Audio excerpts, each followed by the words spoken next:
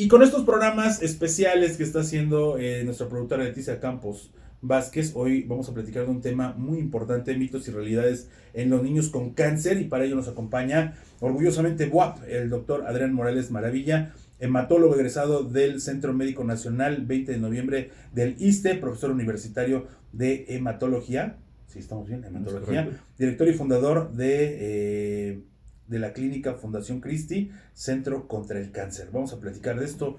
Doc, ¿cómo estás? Bien, buenos días, muchas gracias por la invitación.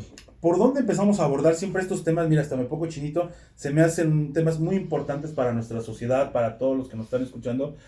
¿Por dónde le empezamos para hablar de esto? Creo que podríamos comenzar para ir abriendo boca, definiendo el cáncer. Ok. No hay una definición sencilla del cáncer. Operacionalmente podríamos decir que es no solamente una enfermedad, que ese es probablemente el mito más grande, sino un conjunto de enfermedades. Es decir, el cáncer se puede manifestar o se puede dividir de acuerdo al órgano al que afecta. Por lo tanto, no hay, por ejemplo, las personas dicen es que ya existe la cura contra el cáncer, que es el principal mito, pero no la quieren dar. Entonces, no hay una sola cura contra el cáncer.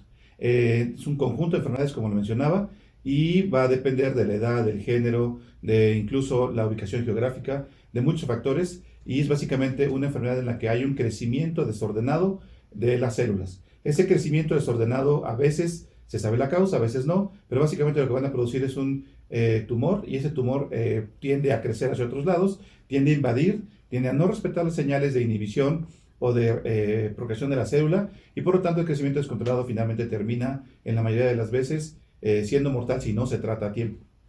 Yo he escuchado, y con especialistas que a lo largo del tiempo que lleva este programa aquí han pasado, oye, pues es que chéquense cada determinado tiempo. Pero de repente, Doc, pensar en un chavito, en una chavita, en un bebé con un cáncer, o sea, es como que algo como que no me cuadra en mi cabeza. Entonces, por ejemplo, oye, en el adulto, no cada determinado tiempo, ¿al bebé lo llevo? ¿O cómo empieza esto de darnos cuenta que hay algo que no está bien?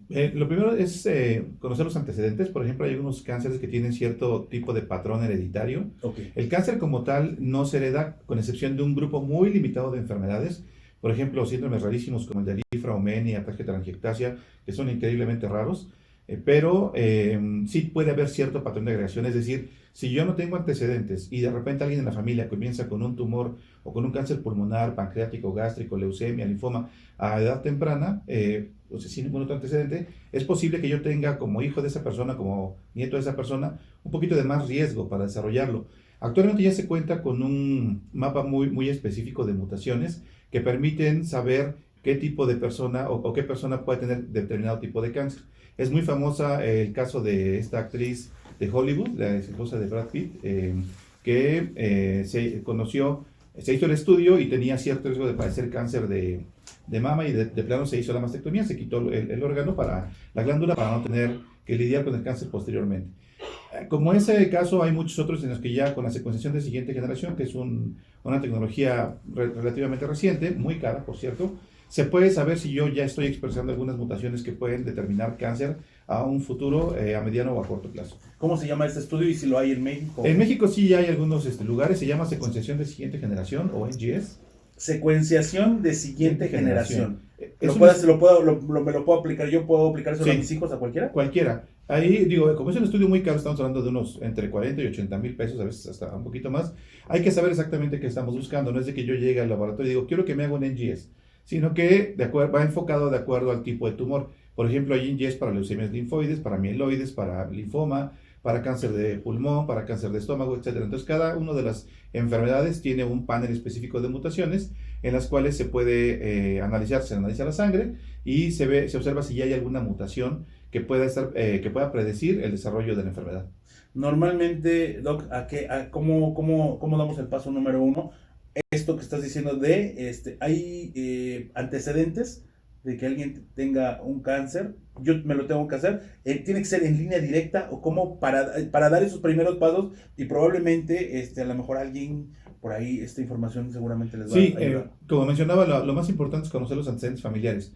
Porque antes el cáncer es una enfermedad que cada vez está más y más y más, es más frecuente. La OMS proyecta que para el 2030 va a ser la primera causa de muerte. Actualmente ocupa la segunda causa de muerte a nivel mundial, solamente superada por los trastornos de coagulación que provocan infartos.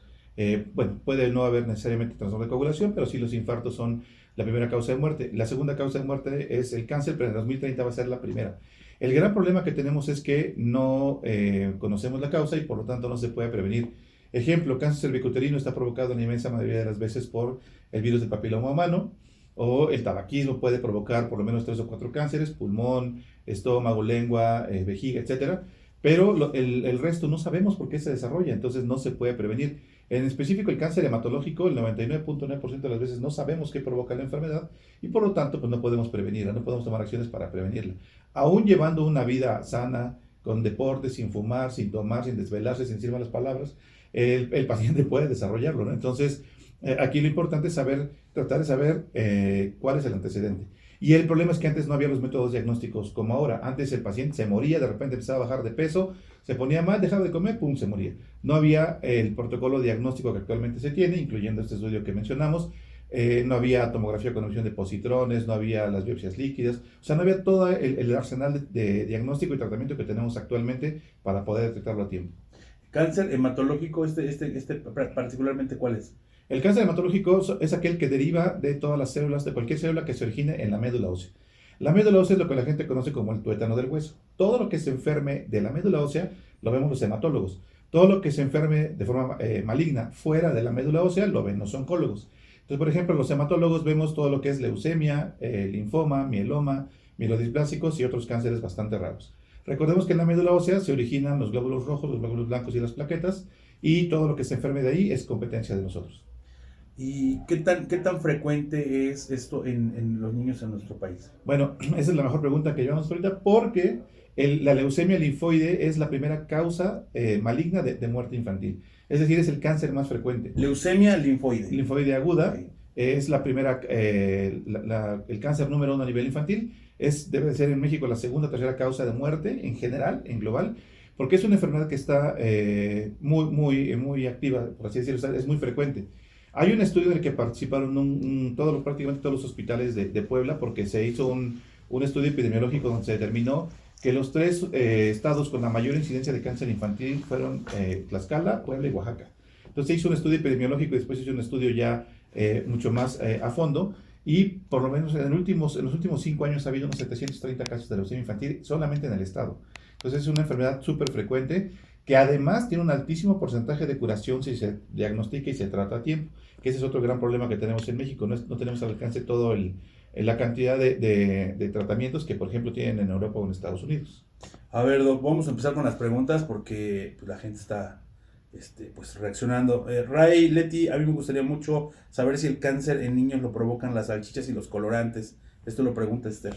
Hay algunos estudios que ya se realizaron hace mucho tiempo, en los que sí parece haber una relación más o menos causal entre la cantidad de salchichas que consume el paciente pediátrico y la probabilidad de desarrollo de cáncer. Sin embargo, 1, no están corroborados; 2, depende no solamente del factor dietético, sino que de muchos otros factores, casi todos ellos genéticos, y es como mencionábamos, no se conocen en su totalidad a la fecha. Es decir, ¿qué es lo mejor que podríamos hacer? Pues no abusar del alimento. De los embutidos. Así es, de los embutidos, porque sí parece haber alguna relación. Sin embargo, no se puede determinar hasta a la fecha, con objetividad científica, que tal número de salchichas me va a provocar tal o cual cáncer. Sí, no, claro, pero si te pones a comértela a diario durante un año, bueno. Que es lo más fácil, ¿no? Bueno. Que es lo más fácil que le doy de comer al niño, pues está dándole, pues dale ahí el hot dog, el embutido, lo que sea, un sándwich. Ok, otra pregunta. Buenos días, doctor. ¿Por qué da leucemia a los niños? Muchas gracias y saludo a de todo un poco, Lili. Gracias. La explicación científica es que durante la etapa de la infancia y la adolescencia se lleva a cabo el desarrollo del sistema inmunológico, específicamente de los linfocitos B. Los linfocitos B son las células de nuestro sistema inmunológico que se encargan de producir los anticuerpos. Tienen 2 etapas de maduración: la que no depende de antígeno, es decir, contacto con algún bicho, con alguna molécula nociva, y los que sí dependen de antígeno. La primera parte es la que se lleva a cabo primordialmente en niños, y ese fenómeno ya está sujeto a algunas mutaciones controladas de nuestro cuerpo, y lo que sucede es que si hay algún fenómeno en el ambiente, como algún genotóxico, ¿no? Radiaciones, contaminación, etcétera, en un paciente con cierta predisposición genética, pues es más fácil que le dé esa enfermedad. Esa es la explicación científica. Ahora, ¿qué provoca las mutaciones que originan la leucemia? Es lo que no se sabe. Ok, ay, mira, pues qué bueno que los papás estén reaccionando, que todos los que nos están escuchando, a ver, hay otra pregunta, son dos en una. ¿Cuáles son los tipos de cáncer más comunes en niños? A ver, así la resolvemos, ¿no? Primero una parte. ¿Cuáles son los tipos de cáncer más comunes en niños? Pues como ya mencionamos, la leucemia linfoide aguda es la más frecuente de todas.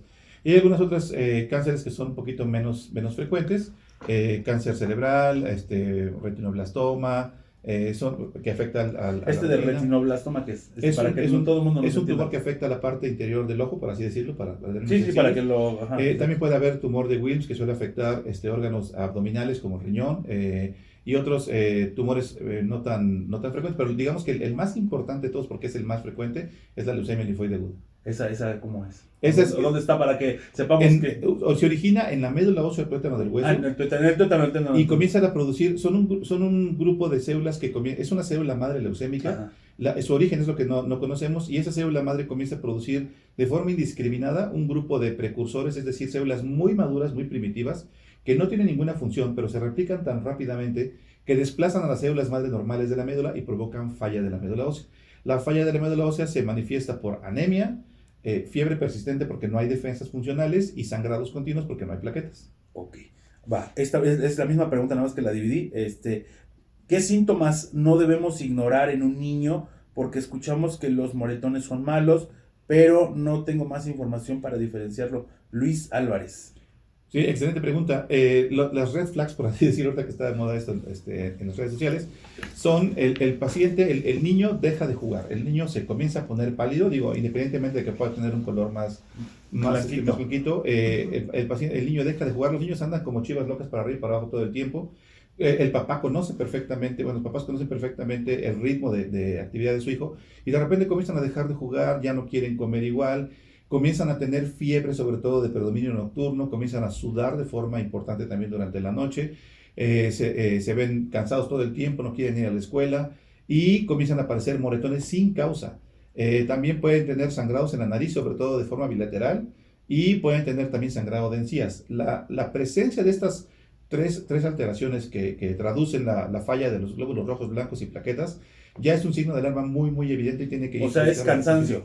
Cansancio, que se traduce en síndrome anémico, fiebre persistente o infecciones repetitivas o que no se puede controlar fácilmente y que predominan sobre todo en la noche, que traduce la deficiencia de defensa, específicamente un grupo de defensa que se llama neutrófilos, y sangrados que pueden ser inicialmente en la piel. Eso ya es alerta roja, vámonos al doctor, pero ya. Sí, porque de repente pues andan dando bandazos con algunos otros médicos, lo llevan aquí, lo llevan allá, y en realidad la leucemia es relativamente fácil de diagnosticar. Se realiza el diagnóstico en el 90% de los casos con una prueba súper sencilla de laboratorio que se llama citometría hemática o biometría hemática.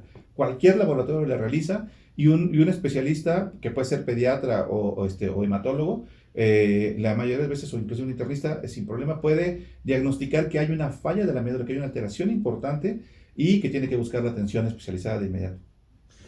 Un tema que ustedes y yo pues estamos aprendiendo muchísimo, importante que reconozcamos estas red flags. Vamos a ir a una pausa, estamos platicando de mitos y realidades en los niños con esta enfermedad del cáncer. En el Día del Niño también hay que cuidar a nuestros chamacos, no nada más es llenar la panza de juguitos y de palomitas. Vamos a pausa, volvemos.